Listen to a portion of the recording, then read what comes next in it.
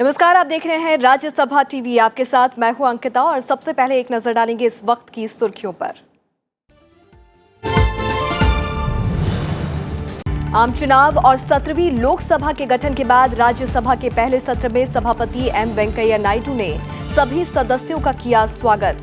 लोकसभा से पारित और राज्यसभा में लैप्स बिलों और ऊपरी सदन में दशकों से लंबित बिलों को लेकर सदस्यों से मांगा सुझाव। विधेयकों के तेजी से पारित किए जाने पर जोर।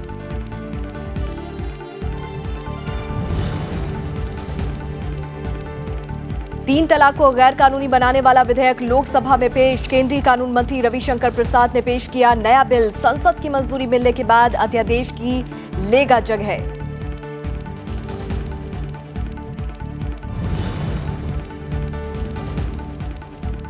बिहार में दिमागी बुखार से मरने वाले बच्चों को राज्यसभा में दी गई श्रद्धांजलि।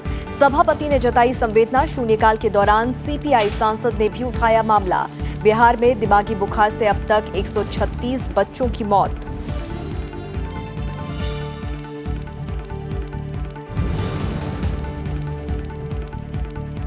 अंतर्राष्ट्रीय योग दिवस पर हुए कार्यक्रमों में शामिल हुए राष्ट्रपति और उपराष्ट्रपति योग को जीवन शैली का हिस्सा बनाने पर दिया जोर। रांची में मुख्य कार्यक्रम में प्रधानमंत्री नरेंद्र मोदी ने किया योगाभ्यास। कहा, योग से आएगी शांति, समृद्धि और सद्भाव।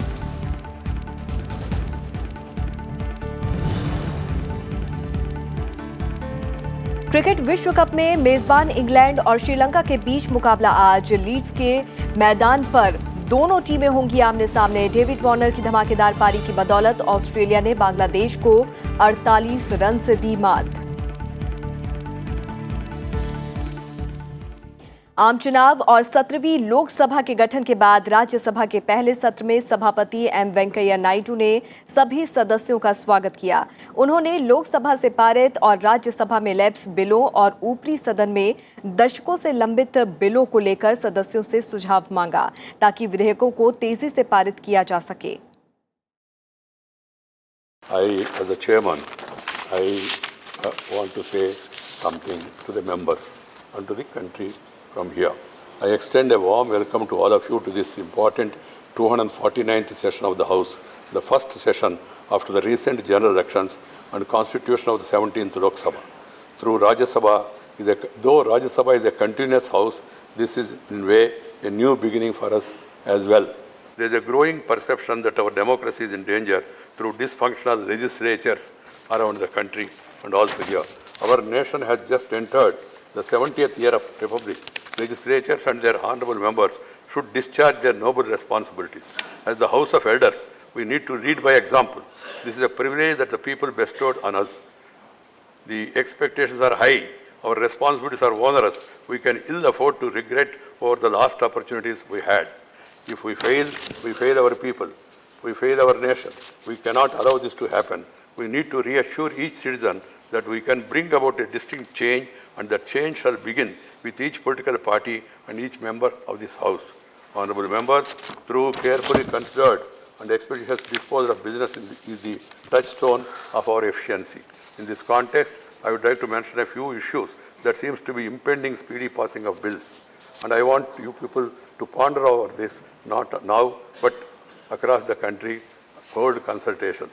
The bills passed by the Lok Sabha and pending in the Rajya Sabha lapse with the dissolution of the House of the People.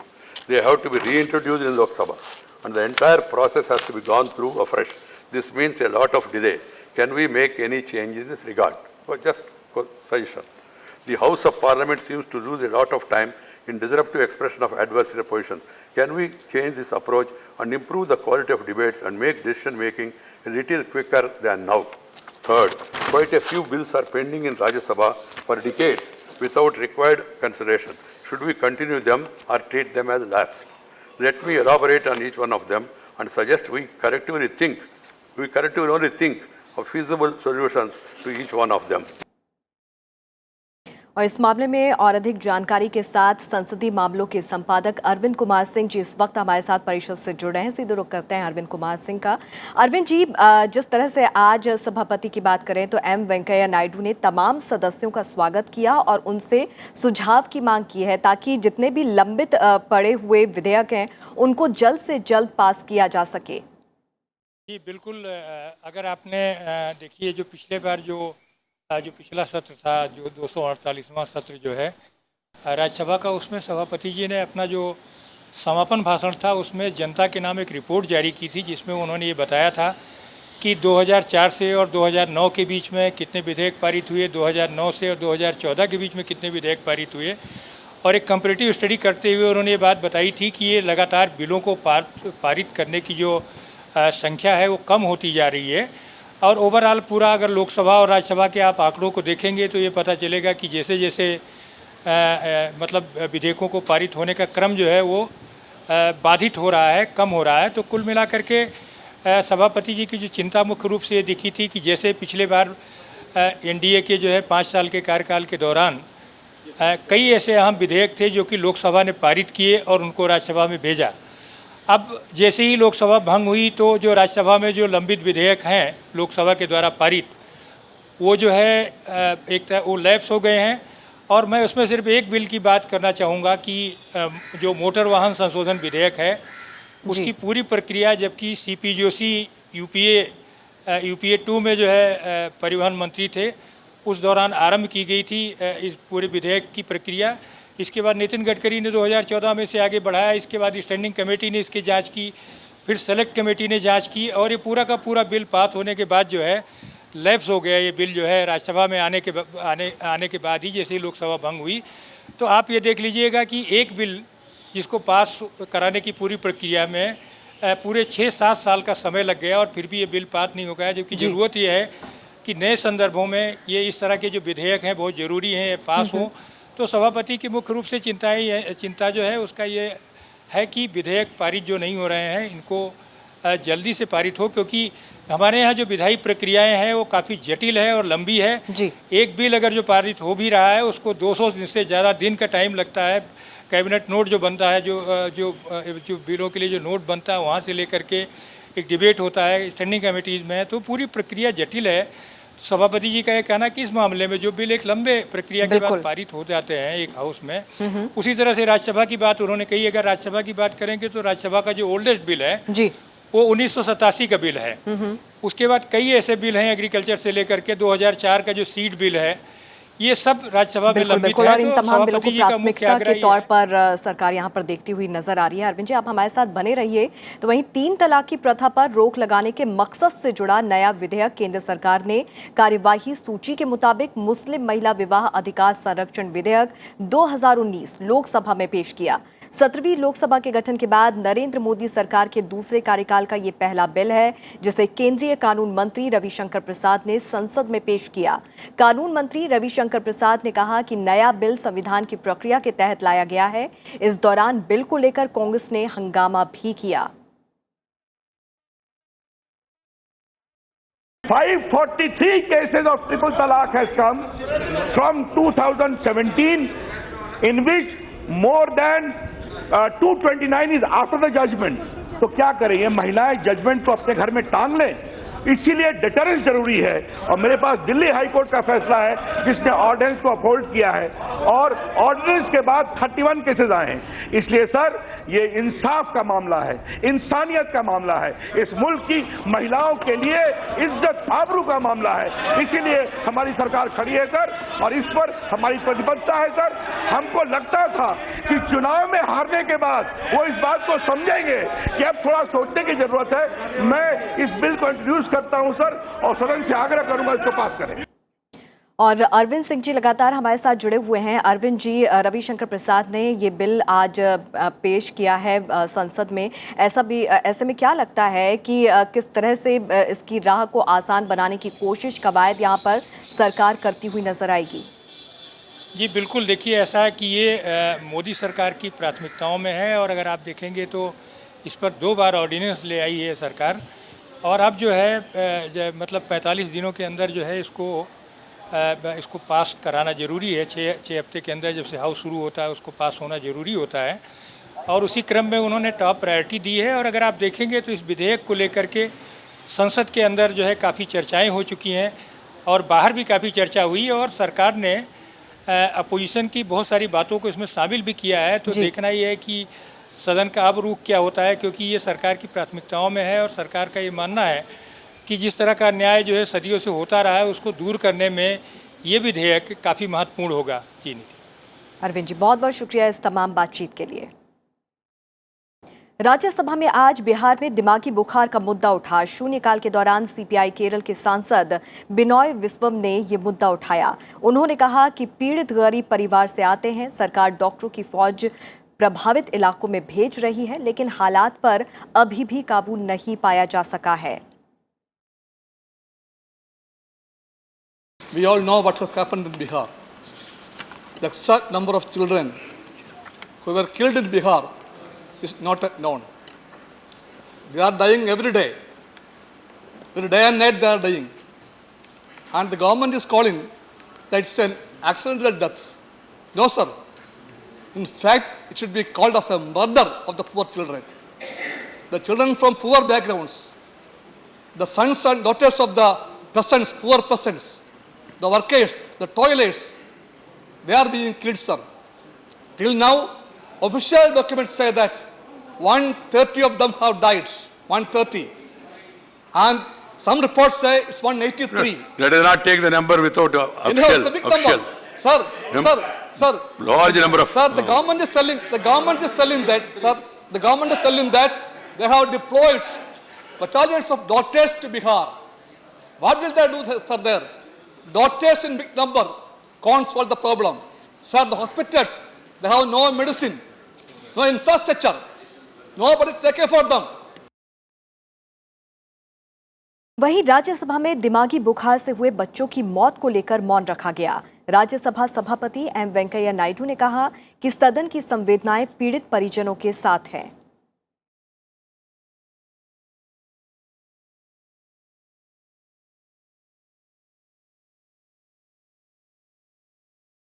Honorable members, we have the news of number of children dying in state of Bihar, and the House condones the death of these helpless children also. We will stand for a minute silence to pray for the memory of those children who lost their lives.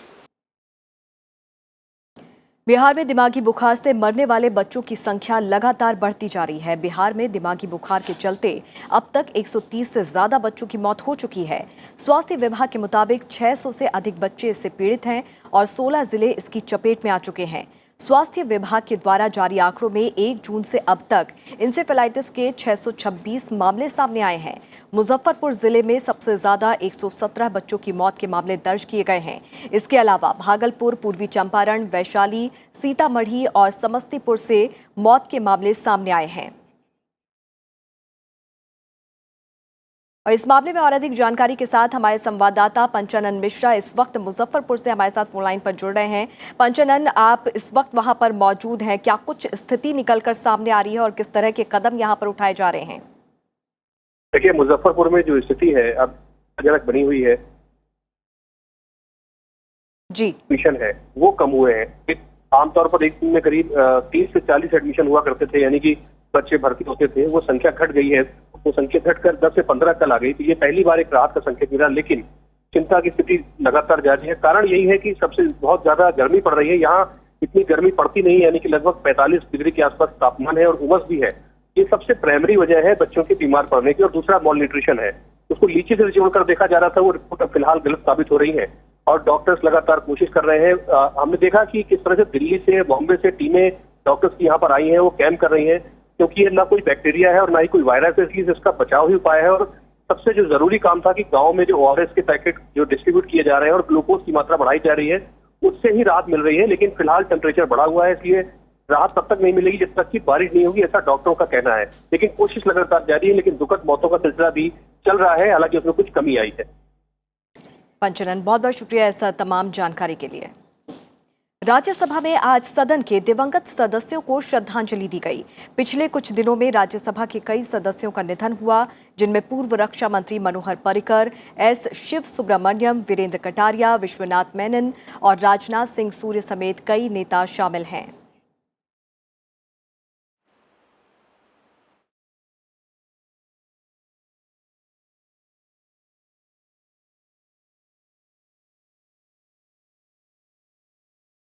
और अब बात करते हैं अंतर्राष्ट्रीय योग दिवस की।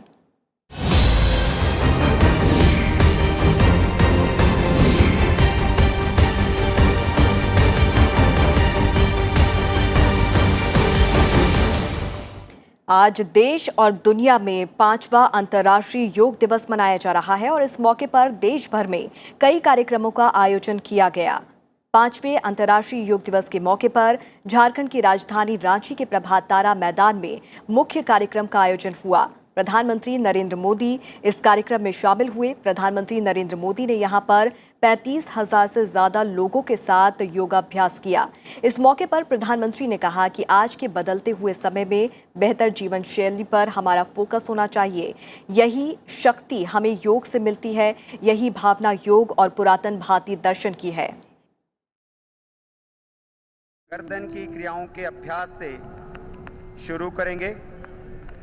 आगे और पीछे झुकाने का अभ्यास। आज के बदलते हुए समय में इलनेस से बचाव के साथ साथ वेलनेस पर हमारा अधिक फोकस होना जरूरी है। यही शक्ति हमें योग से मिलती है। यही भावना योग की है, पुरातन भारतीय दर्शन की भी है। प्रधानमंत्री ने कहा कि योग अनुशासन है, समर्पण है और इसका पालन पूरे जीवन भर करना होता है। योग आयु, रंग, जाति, संप्रदाय, मत, पंथ, अमीरी, गरीबी, प्रांत और सरहद के भेद से परे है। योग सबका है और सब योग के हैं। आजकल के युवाओं में हार्ट की जो बीमारी बढ़ती जा रही है वो योगा से ही दूर हो सकती है। जब उत्तम स्वास्थ्य होता है तो जीवन की नई ऊंचाइयों को पाने का एक जज्बा भी होता है।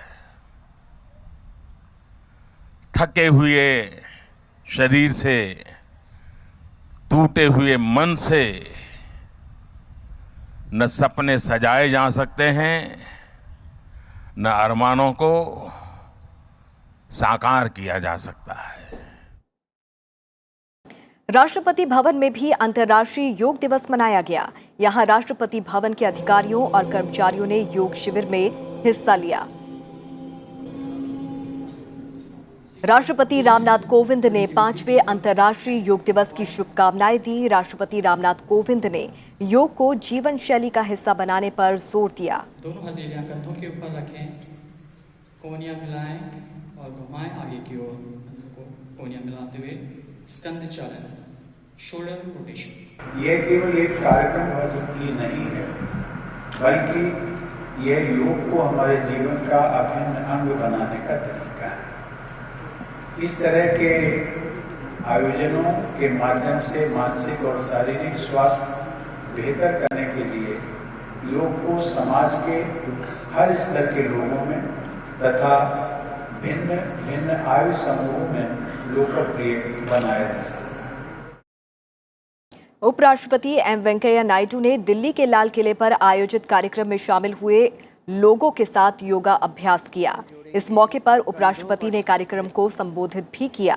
जोड़ेंगे, सांस भरते हुए गोल गोल घुमा देंगे। बहुत प्यार से परमात्म किरणों की बरसात हो रही है। श्वास भरेंगे, श्वास छोड़ेंगे, गोल गोल घुमा देंगे। श्वास भरेंगे, श्वास छोड़ेंगे, गोल गोल घुमा देंगे। कंधों के लिए बहुत सुंदर एक्सरसाइज। कंधे फ्लेक्सिबल हो जाते हैं। It is a holistic discipline which leads to a healthy state of mind, robust body and complete well-being of an individual. Yoga also means union of spirit and matter, thought and action, man and nature.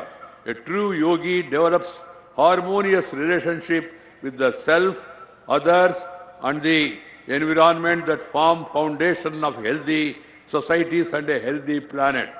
Yoga is a way of life that entitles simplicity, honesty, compassion and respect for all creatures and natures. It is a lifestyle based on non-violence at every level in thought, feelings, words and action. Yoga advocates to the extent that we reduce the external paraphernalia in our life and even clear away the clutter of our mind, the more we'll be able to concentrate, we find inner peace. संसद भवन में महात्मा गांधी की प्रतिमा के सामने योग शिविर का आयोजन किया गया। लोकसभा के नवनिर्वाचित स्पीकर ओम बिरला ने संसद भवन में योग कार्यक्रम में शिरकत किया और योग किया। इस मौके पर लोकसभा की महासचिव स्नेहलता श्रीवास्तव ने योग किया। वहीं सांसदों, अधिकारियों, कर्मचारियों ने भी योग किया।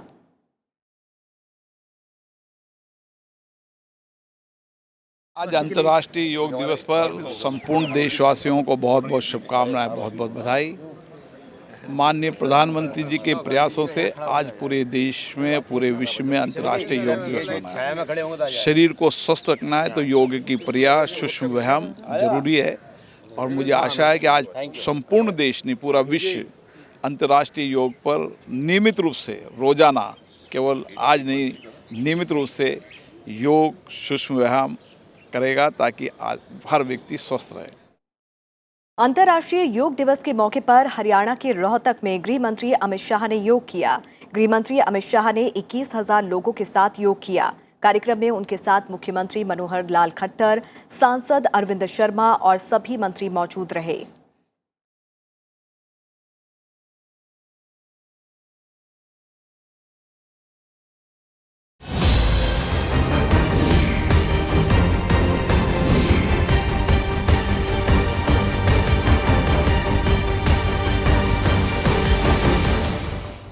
मोदी सरकार ने शुरू से ही ग्रामीण विकास को खास तवज्जो दी है। सन 2014 से लेकर अब तक पेश किए गए 5 बजट में ग्रामीण विकास के मद धन की राशि बढ़ाई गई है।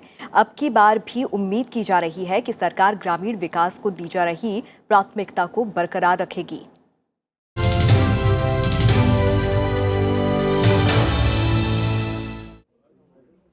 रक्षा मंत्रालय के बाद ग्रामीण विकास मंत्रालय ही एक ऐसा मंत्रालय है जहां बजट दर बजट धन के आवंटन में बढ़ोतरी हुई है।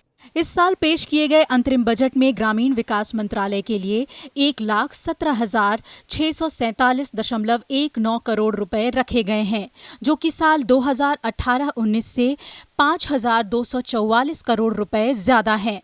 राष्ट्रीय ग्रामीण आजीविका मिशन के लिए प्रस्तावित राशि में 56% की बढ़त की गई है, जो कि किसी भी ग्रामीण स्कीम में सबसे ज्यादा है। सरकार ने मनरेगा के लिए भी आवंटन में 9% की बढ़ोतरी की है। प्रधानमंत्री ग्राम सड़क योजना के तहत गांवों में सड़कों के निर्माण के लक्ष्य को तिगुना कर दिया गया है।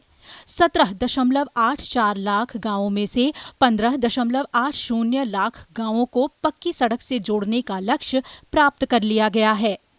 अब जबकि सरकार साल 2019-20 के लिए पूरा बजट लेकर आ रही है, आशा है कि ग्रामीण अर्थव्यवस्था में क्रांतिकारी बदलाव के लिए वो और योजनाएं लेकर आएगी। Solar is a big piece of where the rural economy can grow. A lot of us have asked for solar being treated as the third crop, subsidizing the usage of solar panels for farmers, looking at also giving solar pumps like the Chhattisgarh state has done very successfully to farmers where irrigation is a challenge. सरकार की महत्वाकांक्षी योजना प्रधानमंत्री आवास योजना पर वित्त मंत्री का खास ध्यान रहेगा। इस योजना के तहत साल 2022 तक सरकार का लक्ष्य है कि सबके पास अपना घर हो। ये बहुत बड़ा काम है जिसमें अगले 3 साल के अंदर 2,95,00,000 घर बनाने होंगे।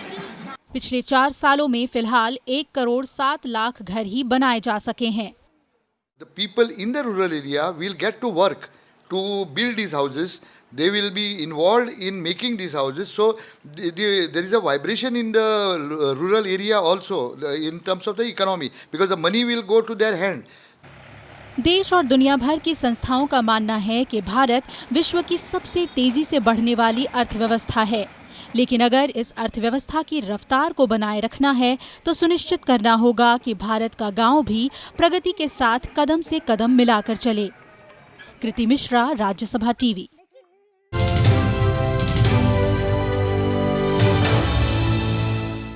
और अब बात करते हैं क्रिकेट विश्व कप की।